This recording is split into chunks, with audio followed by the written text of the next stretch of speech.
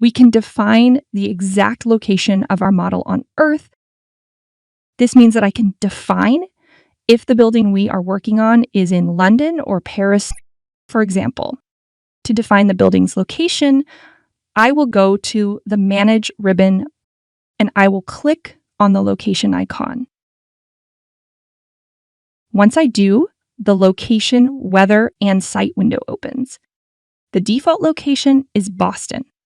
I can type any city in the project address field and click on search to make it appear on the map.